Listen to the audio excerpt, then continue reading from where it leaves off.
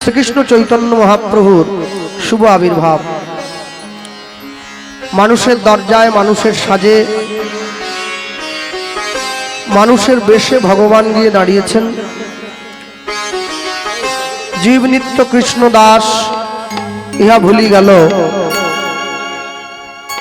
মায়া পিশাচী জীবের গলেতে বান্ধিল। কৃষ্ণ নাম কর জীব আর সব মিছে,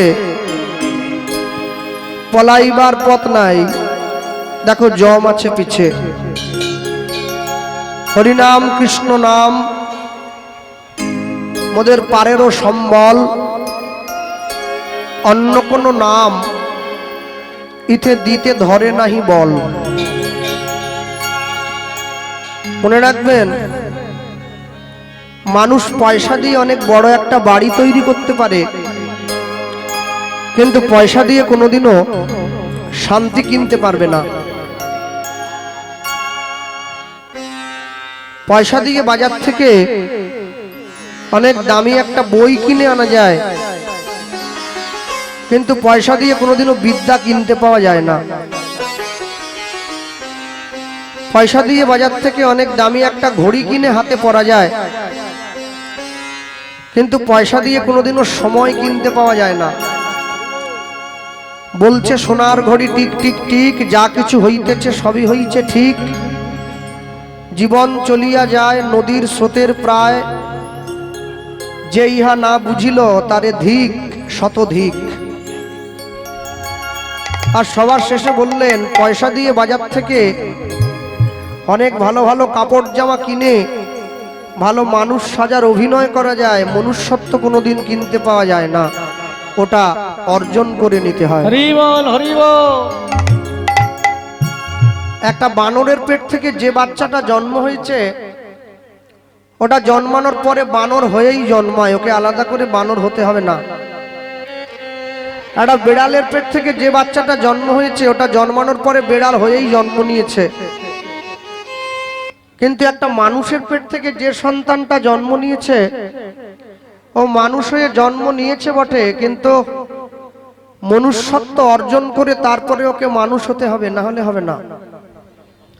যেমন ছোটকালে স্কুল কলেজে গিয়ে ছেলে মেয়েরা মাস্টারমশাইদের পায়ে হাত দিয়ে প্রণাম করে, মাস্টারমশাইরা ছেলেদের মাথায় হাত দিয়ে আশীর্বাদ করে, বাবা মানুষ হও। তাহলে যে আপনাকে প্রণাম করছে ও কি মানুষ নয়? বলে ও মানুষ, তবে আশীর্বাদ কেন করছি জানো? যাতে ওর মনুষ্যত্বের বিকাশ হয়, সেই জন্য আশীর্বাদটা করলাম। কেন? সব থেকে বড় আশ্চর্য কি জানেন? যারা আমরা হিন্দু বাঙালি ঘরে জন্ম নিয়েছি, এখন যার বাবার অনেক টাকা আছে, তার ছেলে কোনোদিন টাকার মূল্য দেয় না। বাবার তো অনেক আছে, মূল্য দিয়ে কি হবে? তো ভগবান তো আমাদের ঘরে জন্ম নিয়েছে বারবার, তাই হিন্দু বাঙালিরাও ভগবানের মূল্য দিল না। আমাদের ঘরে এসেছে তো, রাম আমাদের ঘরে, কৃষ্ণ আমাদের ঘরে, মহাপ্রভু আমাদের ঘরে। ভগবান যতবার জন্ম নিয়েছে ভারতবর্ষের মাটিতে, ভারতবর্ষের মায়ের কোলে, তাহলে পরিমাণের থেকে কোনো জিনিস কেউ যদি বেশি পেয়ে যায়, সে কিন্তু সে জিনিসটার মূল্য দেয় না। তাহলে বাঙালি জাতিটা পরিমাণের থেকে বেশি প্রেম পেয়েছে, তাই প্রেমের মূল্য দিল না। সবার আগে মূল্য দিতে শিখতে হবে, কারণ নিজে যদি মূল্য না দেওয়া হয় কোনোদিন মূল্য পাওয়া যায় না। বিখ্যাত সাহিত্যিক বলতে গিয়ে বলেছিলেন, যদি আপনি অপরকে সম্মান না দেন, তাহলে আপনি নিজেও কোনোদিন সম্মান পাবেন না। আগে অপরকে সম্মান দেন, তারপরে নিজের সম্মান পাবেন। আগে আশ্চর্য, কে কথা বলছে কারা? বাচ্চাগুলোকে চুপ করাও, কথা বলিও না। হ্যাঁ, চুপ করাও, মুখে চকলেট দাও, চুপ করবে। আশ্চর্য কি, মানুষ নিজের মতো করে নিজেকে গুছিয়ে নিতে শিখেছে, কিন্তু মানুষ বুঝলো না নিজের মতো করে গুছিয়ে নিতে গিয়ে আস্তে। আমি গতকাল কীর্তন করতে গিয়ে বসিরহাটে আমার কীর্তন ছিল, উত্তর 24 পরগনা। আমি আসর থেকে নেমে যে বাড়িতে মায়ের আমার থাকার ব্যবস্থা হয়েছিল, সেই বাড়ির মায়েদের সঙ্গে কথা বলছিলাম। 3-4 মা এক জায়গায় বসেছে, তাদের মেয়েরা এসেছে, ছেলেরাও এসেছে, বাড়ির বাবারাও আছে। তা আমি মায়েদেরকে বসে শুধু আলোচনাটা করছিলাম। আমি বলছিলাম, জানো মা, একটা 25 বছরের মেয়ে কলেজে পড়ে, ছোট্ট একটা গেঞ্জি আর প্যান্ট পরে, ছেলে বন্ধুদের হাত ধরে ঘুরে বেড়ায়, হাতে একটা বড় মোবাইল ফোন আছে, মাঝে মাঝে ছেলে বন্ধুদের সঙ্গে দাঁড়িয়ে 2-1টা সিগারেট টানও দিয়ে দেয়। হ্যাঁ, মেয়ে বলে কি আমরা সিগারেট খাবো না? ছেলেরা পারো, আমরা পারি না?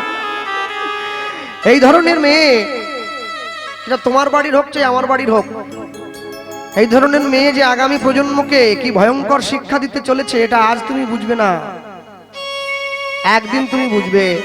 কোন দিন জানো? যেদিন দেখবে দোয়াতটা আছে কিন্তু কালি নাই। দোয়াত পড়ে আছে, লেখার মতো কালি যদি না থাকে, দোয়াতের বোতলের কোনো দাম থাকবে না। মানুষ আছে, মনুষ্যত্ব নাই, জীবনের কোনো দাম থাকবে না। শিবহীন যজ্ঞ যেমন দক্ষ যজ্ঞে পরিণত হয়েছে, প্রেমহীন সমাজ তেমন দক্ষ সমাজে পরিণত হয়ে যাবে। মানুষের গায়ে গা লেগে যাবে, প্রাণে কারো প্রাণ মিশবে না। কলকাতার দিকে গেলে দেখা যায় বড় বড় বাড়ি, 3 তলা 4 তলা 5 তলা, একটা বাড়ির সঙ্গে আরেকটা বাড়ি গায়ে লেগে রয়েছে, কিন্তু মানুষের মনের সঙ্গে কারো মনের মিল নেই। এক সংসারে 5 ভাই আছে, আর বাড়িটার নাম দিয়েছে শান্তিনিকেতন, কিন্তু আশ্চর্য কি, সকাল হলেই এক ভাই আরেক ভাইকে দেখলেই চোখের চুল টেনে ছিঁড়ে ফেলছে। তাহলে এই বাড়ির নাম শান্তিনিকেতন দিয়ে কি হবে? শান্তি কোথায়? লোকে বলে শান্তি হচ্ছে স্বপনে, আর সুখ হচ্ছে শ্মশানে। মরে যাওয়ার পরে অনুভব হয় আমি কত সুখে ছিলাম, আর ঘুমিয়ে পড়ার পরে মনে হয় কত শান্তিতে আছি। হ্যাঁ, আমার বাবা আমাকে বলে গিয়েছিলেন মৃত্যুর আগে, জীবনে 3টে জিনিস কোনোদিন ছাড়বি না।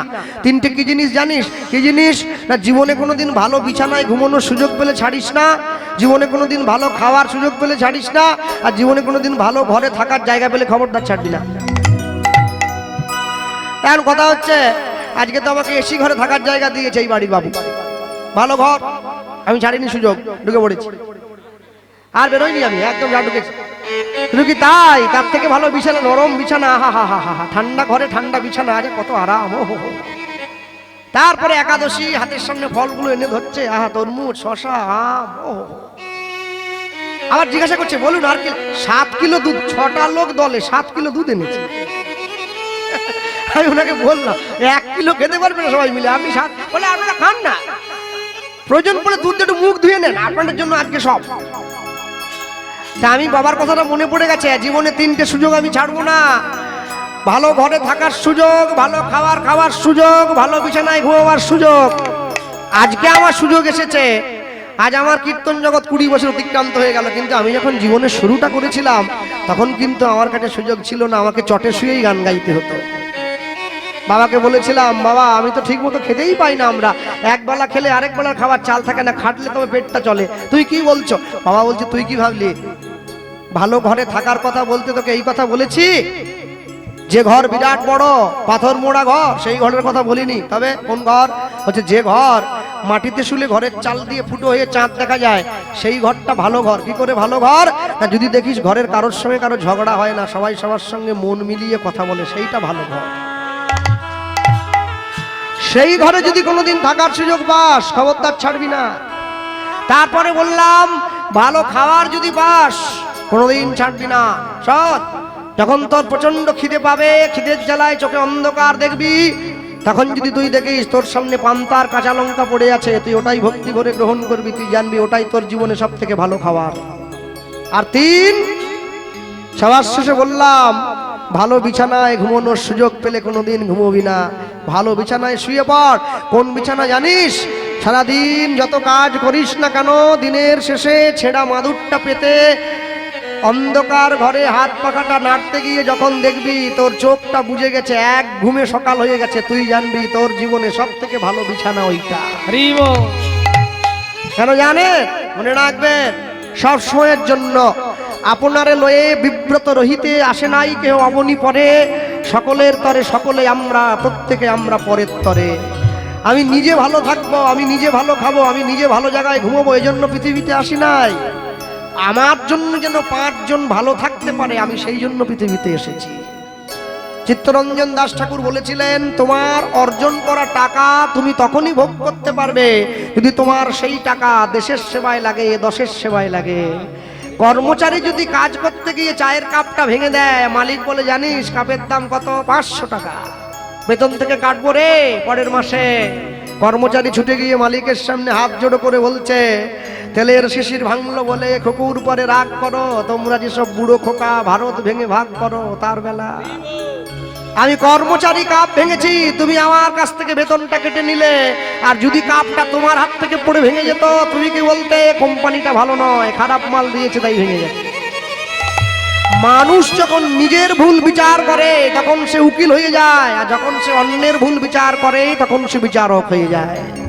নিজের ভুলটা দেখতে হবে সবার আগে, আমার জীবনে ভুল কোথায় কোথায় আছে। যদি নিজের জীবনের ভুল তুমি সংশোধন করে নিতে পারো তাহলে তোমার থেকে সুখী ব্যক্তি এই জগতে কেউ হবে না। কোনোদিন জীবনে কষ্ট পেয়ে কাঁদবে না, কোনোদিন সুখে আনন্দ করবে না। তুমি দেখবে জগতে কেউ তোমাকে ঠোলাতে পারবে না। তুমি সুখ দুঃখকে মানিয়ে নিয়েছো কেন জানো? তুমি যদি সুখ পাও দুঃখ তোমাকে নিতেই হবে, আর দুঃখ যদি পাও অপেক্ষা করো, সুখ তোমার পিছন দিকে আছে। কে যাবি ভাই ভবসিন্ধু পার, ধন্য কলি যুগ ধন্য চৈতন্য অবতার। ওই মাকে ডেকে দাও, ডেকে দাও। হ্যাঁ, হরিনামে ঘুমোতে নেই মা আমার। হ্যাঁ, যাত্রা শুনতে গিয়ে ঘুমোবে, এখন জেগে থাকো। হ্যাঁ, আমি যতটুকু সময় গাইবো যদি আমি ঘুমিয়ে না পড়ি তোমরা কেউ ঘুমোতে পারবে না। আমি ডেকে ডেকে তুলবো সব জায়গায় গিয়ে। আজ থেকে 539 বছর পূর্বে মানুষের দরজায় ভগবান এসে দাঁড়ালেন। কে যাবি ভাই ভবসিন্ধু পার। নৌকো পার হতে গেলে নৌকোকে মালিককে পয়সা দিতে হয়, মাঝিকে পয়সা দিয়ে নৌকোটা পার হতে হয়। আমার চৈতন্য মহাপ্রভু এসে দাঁড়িয়েছে হরিনামের নৌকো নিয়ে, কোনো পয়সা লাগে না। যে লাইনে দাঁড়ায় সে পার হয়ে যায়। ধন্য কলি যুগ ধন্য চৈতন্য অবতার। যে 10 অবতারকে আমরা চিনি তার মধ্যে তো মহাপ্রভুর নাম নেই। সত্য যুগে ভগবান 5 বার এসে গিয়েছে, মৎস্য কুর্ম বরাহ নৃসিংহ বামন। ত্রেতা যুগে 2 বার এলো রাম পরশুরাম। দাপর যুগে 1 বার কৃষ্ণ। কলি যুগে একবার এসেছে গৌতম বুদ্ধ রূপে, আর একবার আসবে উড়িষ্যার সম্বলপুরে বিষ্ণু যশা ব্রাহ্মণের ঘরে কল্কি অবতার রূপে। তাহলে 10 অবতারের মধ্যে তো মহাপ্রভুর নাম নেই। তাহলে মহাপ্রভুকে অবতার বলবো কেন? তোমরা কীর্তন করো, তোমরা কীর্তনে কেন গাও অবতারের সার গোরা অবতার কেন না ভজিলি তারে? তোমরা কেন গাও বড় অবতার ভাই বড় অবতার, পতিতের বিলা হলো প্রেমের ভান্ডার কেন বলছো? বলে মহাপ্রভু অবতার নয়, মহাপ্রভু অবতরী। তরী মানে নৌকো। যে নামের নৌকোয় করে কলিযুগের জীবকে ভবসিন্ধুর ঘাটটা পার করে দেবে সেই তো সাক্ষাৎ ভগবান। কলিযুগের মানুষ এত ভাগ্যবান, আমাদের জন্য নাম গাইছে স্বয়ং মহাপ্রভু। এর থেকে বড় কি হতে পারে? সব যুগে ভক্ত ভগবানের দরজায় ছুটে গেল, কলিযুগে ভগবান ভক্তের দরজায় ছুটে গেল। কেমন সব জীব হইবে উদ্ধার, বিষয় সুখেতে সব মজেছে সংসার। বলিলেও কেহ নাহি লয় কৃষ্ণ নাম, নিরবধি করে শুধু আমিত্বের ব্যাখ্যান। আমাদের জন্য নাম গাইছে ভগবান, মানুষের দরজায় গিয়েছে। যে নাম বলল হাতে ধরলো, তাও যে বলেনি পায়ে পড়লো, তাও যে বলেনি বুকে জড়িয়ে ধরলো। মার পর্যন্ত খেয়েছে, তারপরেও বলল মেরেছিস কলসির কানা, তা বলে কি প্রেম দেব না? এই ভগবান তোমরা কোথায় পাবে? বৈষ্ণব মহাজন বলছে জানো তো, নৌকোতে উঠতে গেলে, বাসে উঠতে গেলে, ট্রেনে উঠতে গেলে যারা ছোট বাচ্চা হয় ওদের জন্য হাফ টিকিটের প্রয়োজন হয়। মায়ের কোলে ছোট্ট বাচ্চা, তাহলে মায়ের ভাড়া যদি 10 টাকা হয়, বাচ্চার ভাড়া 5 টাকা। কিন্তু আমার মহাপ্রভুর ঘাটে সবার জন্য ফ্রি, মায়ের জন্য ফ্রি, তার মেয়ের জন্য ফ্রি।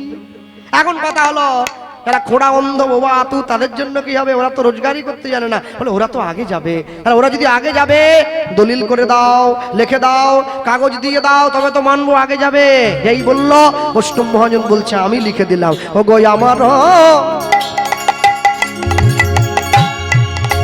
ও গো আমার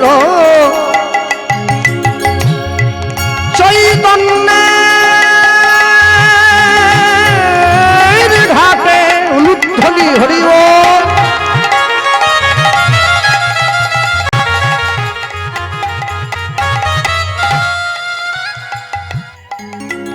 ওগো আমার চৈতন্যের ঘাটে ঘাটে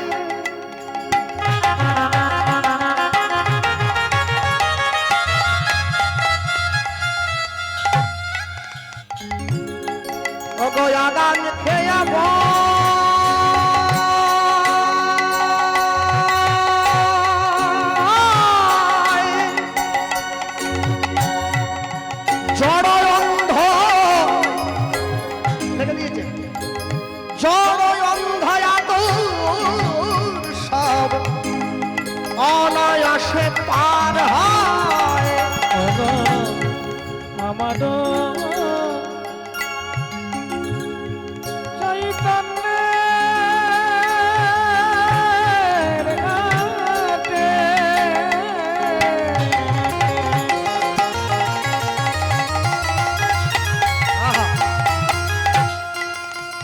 অগয়ানন কেয়াবা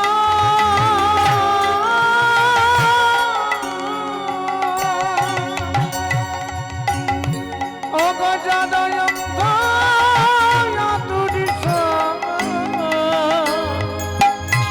অনায়াসে পারে অগজনয়ন্ধ আতু সব অনায়াসে পারা অগজাদয়ম তুদিস অনায়াসে পারে আখরটা আমরা গাই বলি লয়ে হরি নামের তরি সে যে লয়ে হরি নামের তরি সে যে লয়ে হরি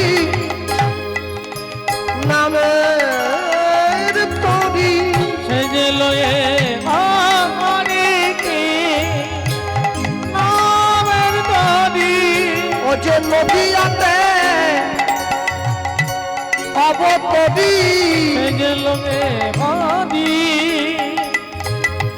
নামের তরি দেখো ব্রাহ্মণ চণ্ডালে বুকে জগাইয়ে ধরি লয়ে হরি নামের তরি ও যে হরি হয়ে বলল হরি লয়ে হরি নামের তরি দেখো নাম সংকীর্তন প্রচার করি লয়ে হরি নামের তরি দেখো জড়য় অন্ধয়া দূরের পায়ে ধরি লয়ে হরি নামের তরি দেখো গোলকের হরি ভুলকে নাম ধরি লয়ে হরি নামের তরি ও যে আমার গৌর হরি লয়ে হরি নামের তরি আমার গৌরী হরি লয়ে হরি নামের তরি লোকে নদী নামের তরি অগজড়য় আতুদিস